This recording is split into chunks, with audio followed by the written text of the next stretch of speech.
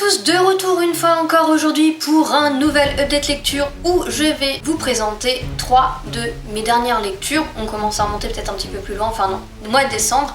Et donc je vais commencer dès maintenant avec Killing November, le tome 1 écrit par Adriana Matter et paru aux éditions Pocket Jeunesse. Je dois dire que le résumé est quand même quelque peu alléchant puisque nous allons nous retrouver dans une étrange académie appelée Abscondity, une académie un petit peu particulière puisque les cours seraient plutôt cours d'empoisonnement, lancer de couteaux, vol, etc.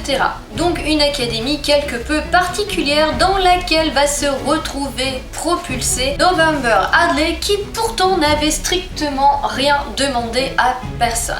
La seule particularité de November, c'est que son père fait partie de la CIA, je crois, et donc à un moment il va se retrouver en danger, il lui dit fais-moi confiance, je te cale là, démerde-toi, et donc la jeune fille qui avait une vie tout à fait normale va se retrouver dans une étrange académie où elle va comprendre qu'il existe des clans, qu'elle-même fait partie d'un clan et que si les gens arrivent à découvrir de quel clan elle est, ça pourrait la mettre en danger puisqu'il y a quelques petites rivalités. Nous sommes en fait ici dans une histoire où finalement le monde est un petit peu gouverné par des gens puissants qui sont sortis de clans qui s'étaient à la base tous associés afin de gouverner dans les meilleures conditions, etc. Sauf que vous avez évidemment un ou deux clans qui veulent prendre le pouvoir, donc vous avez des rivalités, certains qui vont d'un côté, certains de l'autre. November débarque complètement là-dedans, elle n'y comprend rien. Et elle a de la chance d'être tombée sur une fille plutôt sympa parce que sinon je pense qu'elle serait morte dès les premières pages.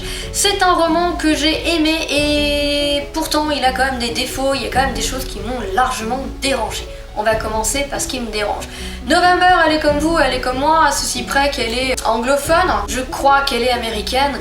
Son père fait partie de la CIA, certes, et donc du coup, je pense qu'il a toujours plus ou moins entraîné. Je crois que chez elle, elle faisait du lancer de couteau, des trucs comme ça. Bon, voilà. Elle a toujours eu, depuis qu'elle est toute petite, son père l'encourage à espionner sa famille, à essayer de pas se faire remarquer sous forme de jeu, mais bon, même si c'est un petit peu bizarre, alors déjà ça l'a jamais choquée parce que ses amis trouvent ça bizarre, mais alors elle a des amis qui n'ont pas du tout les mêmes passe-temps qu'elle, mais ça l'a jamais choquée. Mais bon, voilà, encore ça peut passer. Sauf que là, elle débarque dans une académie où les cours c'est lancer des couteaux, monter aux arbres, des trucs super dangereux, où les gens ils sont prêts à clamser, enfin, où il arrive plein d'accidents. Mais non, papa il m'a balancé là, c'est pas grave, je lui fais confiance. De toutes les manières, il m'a dit c'est que pour quelques semaines, donc je reste là, c'est pas grave. On essaye de me tuer à chaque détour de couloir, c'est pas grave. J'ai trouvé que c'était complètement pas crédible en fait. Moi je veux bien qu'on me crée une académie. Je veux bien qu'on me dise qu'il y a des clans surpuissants qui gouvernent le monde, je veux bien qu'on apprend à ses enfants à être des tueurs, etc., à être des grands stratèges, tout ce que vous voulez, moi je veux bien. Mais venez pas me dire que vous allez catapulter une petite nana de 16 ans là-dedans, qu'elle va arriver là-dedans et dire ah ouais, pas de soucis, j'accepte qu'on flingue et... Non, c'est pas du tout crédible et ça j'ai pas du tout aimé, c'est un truc, je sais pas, ça aurait dû être amené autrement, je sais pas comment, mais ça aurait dû être amené autrement, ça gâche toute la crédibilité du bordel.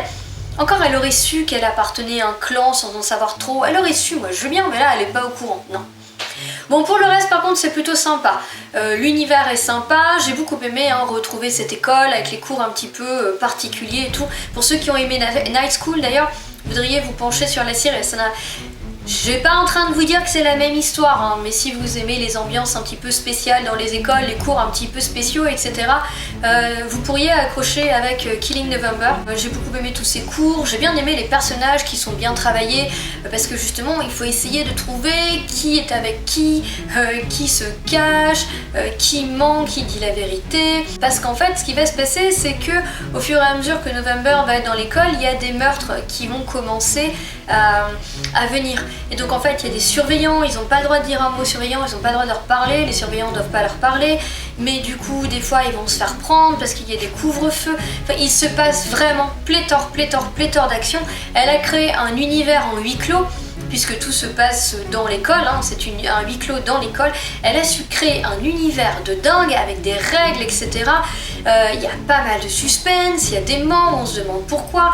Sincèrement, tout ce qui est suspense et tout, c'est superbement bien ficelé. Ça reste du young adulte, mais c'est super bien ficelé et du coup, c'est un livre qu'on dévore quand même relativement vite. Les chapitres sont courts, ce qui amène encore un petit peu plus de dynamisme à l'histoire. Les personnages sont bien travaillés, sont un petit peu spéciaux et ça j'aime bien en fait. Ils appartiennent tous à des clans, ils n'ont pas grandi normalement, hein, donc ils sont tous quand même un petit peu bizarres. Des fois un peu violents, des fois asociaux, des fois... Mais j'aime bien, ça colle bien au truc et j'ai trouvé que dans l'ensemble, j'ai bien aimé les personnages. Personnellement, j'ai trouvé qu'il y avait un bon travail dessus, donc ça m'a bien plu. En fait, c'est un livre qui m'a bien plu, mis à part le personnage de November au final. Je l'aime bien, mais elle est juste pas crédible dans son rôle, quoi. Soit elle aurait dû être au courant dès le début, soit elle aurait dû être paumée plus longtemps, enfin, il y a un truc qui est pas crédible. Mais pour le reste, c'est un très bon livre et je suivrai la suite avec grand plaisir pour cette espèce de thriller psychologique, young adulte, en huis clos, enfin je ne sais pas dans quoi on peut le qualifier. Je voudrais ensuite vous parler d'un grand classique, ça m'arrive d'en relire, c'est rare, mais j'ai profité de l'ambiance cocooning, de l'hiver, de la cheminée, etc. pour me pencher sur Emma de Jane Austen, et c'est pour moi dans la collection Milady. Donc c'est un livre qui m'a été offert par Bi de Lecture en B et c'est vrai que j'avais très envie de découvrir Emma, j'avais découvert Orgueil et Préjugés et c'est toujours intéressant en fait, surtout quand vous le replacez dans le contexte historique et de replacer ses romans, puisque Jane Austen avait osé quand même pour l'époque écrire des romans avec des héroïnes qui étaient fortes et des héroïnes qui osaient dire merde aux gens, alors merde d'une façon détournée certes, mais tout de même. Ici nous allons rencontrer Emma Woodhouse qui est une jeune fille de très bonne famille qui vit avec son père, sa maman est décédée et sa sœur est mariée.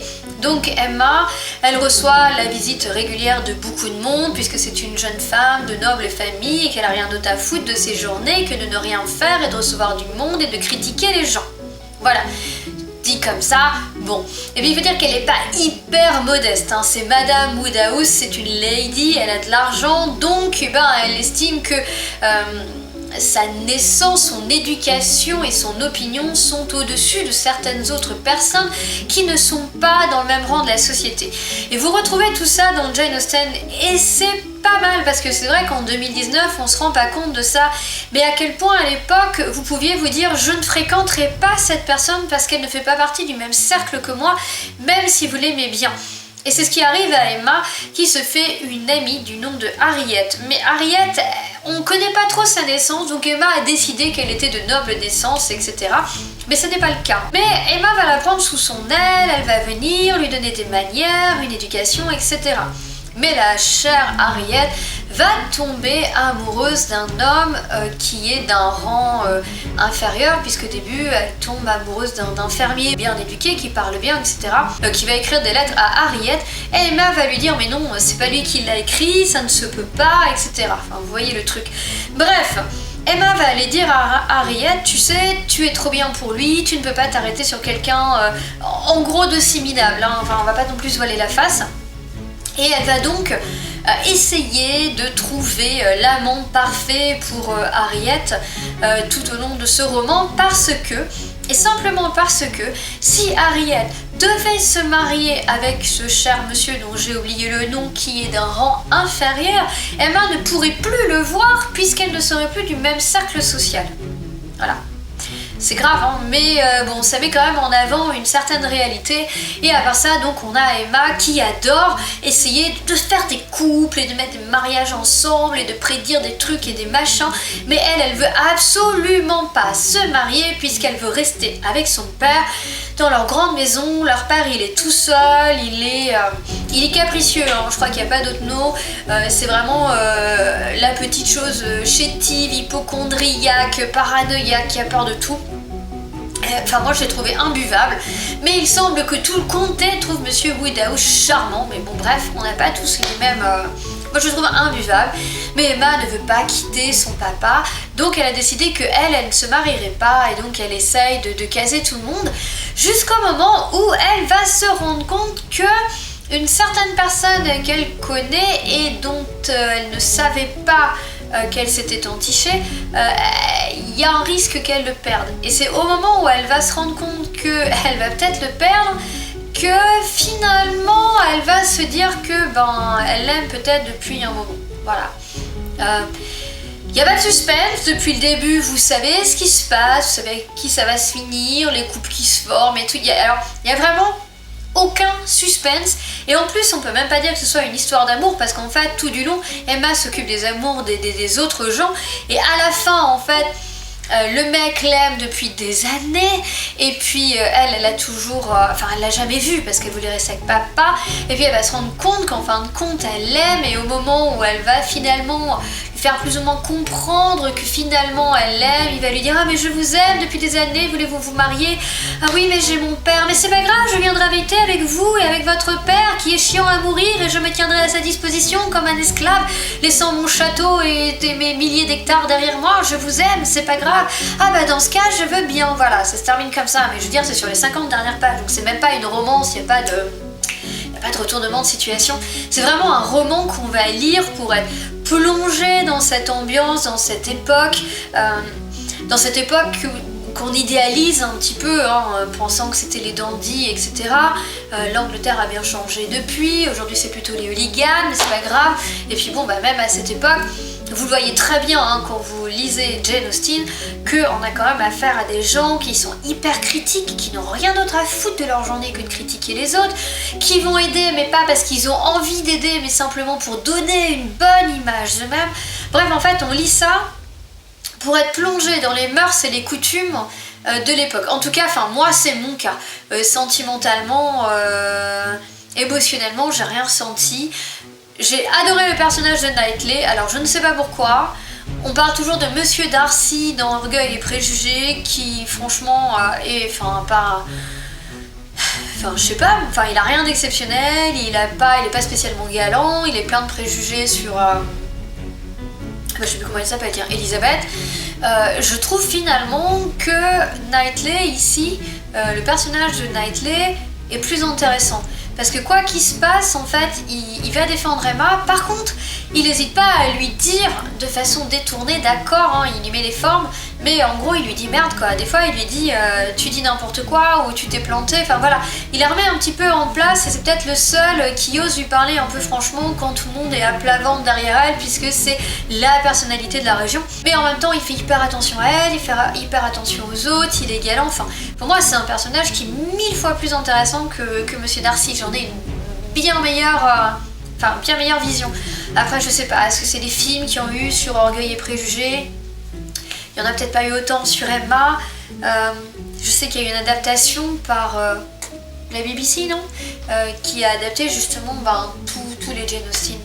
Bref, c'est un roman que j'ai bien aimé, mais que j'ai lu petit à petit peu. Je lisais autre chose en même temps parce que vous êtes plongé dedans, c'est bien, mais des fois j'avais envie de lire autre chose, j'avais envie de repartir un petit peu dans du fantastique, d'avoir un petit peu d'action, etc. Mais sérieusement, c'est quand même un très bon roman. Ensuite, je voudrais terminer cette vidéo par une nouvelle incursion dans l'imaginaire, parce que je voudrais vous parler du tome 2 des Enfants d'Aliel, écrit par Sarah Schneider et paru aux éditions Le Chien qui pense. Donc Sarah Schneider, c'est une autrice que j'ai connue parce qu'elle m'a proposé de lire le premier tome.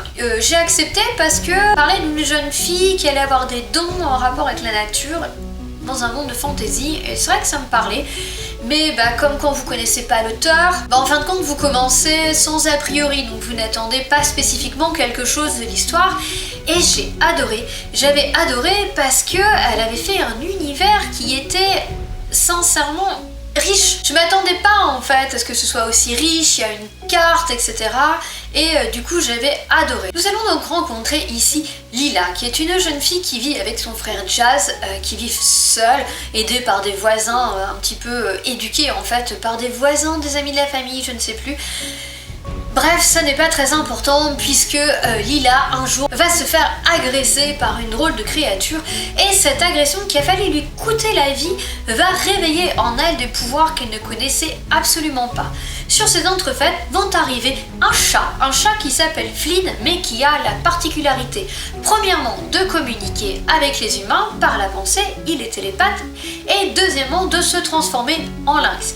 Bref, ce charmant chat va lui expliquer qu'elle a été choisie par Aliel, puisque Aliel est une sorte d'être surnaturel, d'être supérieur, divinité, un petit peu comme vous voulez. Elle n'a pas voulu mettre de religion là-dedans, l'autrice, donc voilà. Qui est en fin de compte en bataille un petit peu contre sa sœur Orga.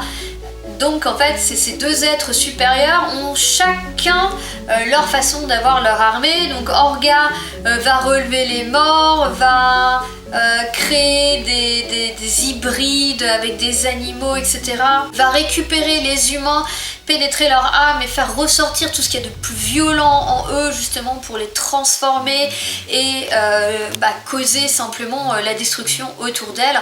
Et donc sa sœur Aliel va essayer de contrer ça, et pour cela elle a donné des dons à certains humains qu'elle va appeler des Synalions. Et donc elle va leur donner des dons divers et variés, et donc ces Synalions, dont Lila fait partie, vont avoir pour rôle de contrer Orga et finalement de sauver le monde d'une destruction. Alors l'auteur m'avait prévenu qu'il y avait un certain manichéisme dans son livre, puisque vous avez vraiment Aliel avec le bien, Orga avec le mal. En effet, c'est vrai, mais c'est bien dosé, c'est bien fait, et puis je dirais que les personnages sortent un petit peu du code, parce que vous allez vous retrouver avec Lila, mais qui va rencontrer d'autres Synalions, qui va se faire des compagnons, et ils ont tous leurs qualités et leurs défauts. Alors même s'ils sont bons dans l'ensemble, ils ont quand même tous des défauts, donc c'est pas le héros parfait. Donc je dirais oui, c'est manichéen, mais pas à outrance, donc moi ça ne m'a absolument pas gênée. J'ai lu ce tome 2 avec grand plaisir, et j'ai tout autant adoré que le tome 1. On reprend les recettes qui marchent, c'est-à-dire une très jolie plume, parce que sincèrement elle a une belle plume, elle sait tourner ses phrases pour vous donner de l'impact à ce qu'elle va dire, mais sans que ce devienne lourd, sans que... Voilà, c'est vraiment une très jolie plume que je prends énormément de plaisir à suivre, et ça se passe dans un rythme soutenu, dans un rythme enlevé, il se passe toujours quelque chose. Les chapitres ne sont pas spécifiquement court ni spécifiquement long, donc il n'y a pas de chapitre court pour donner du dynamisme, mais malgré tout elle donne quand même dans son récit même beaucoup de dynamisme à son histoire. Et aussi le fait qu'on change de point de vue, puisqu'on va voir Lila, et puis des fois elle va être séparée de ses amis, donc on va partir avec ses amis, là on va suivre Jazz, son petit frère qui va faire partie de l'aventure, etc. Donc en fait on change de plein de vue, et il se passe énormément de choses. Encore ce tome 2, en fait les tomes 2, moi ce que j'ai toujours peur, que ce soit un petit peu le tome de transition, j'appelle ça le syndrome du tome 2 là, le syndrome du tome de transition, où vous avez la découverte de l'univers dans le tome 1, la conclusion dans le tome 3, puis dans le tome 2 on veut juste faire les liens entre les deux et on sait pas quoi foutre dedans. Ça me fait toujours un peu peur, et là c'est pas le cas, c'est un vrai tome 2, il y a de l'action, il y a des rebondissements, des changements de situation en fait, auquel je m'attendais pas du tout. Elle m'a encore emmené l'autrice sur des chemins auxquels je m'attendais pas. Ça a été encore un très bon moment de lecture. Quand je l'ai eu en main, j'arrivais vraiment pas à le lâcher. Donc ça a encore été un extrême plaisir de pouvoir me pencher sur ce livre. Et bien voilà les amis, j'en ai terminé avec cette nouvelle vidéo, j'espère qu'elle vous aura plu. Je vous retrouve dans pas très longtemps pour de nouveaux sujets, de nouveaux points lecture, et en attendant, je vous souhaite à tous une excellente journée et de très belles lectures. Ciao!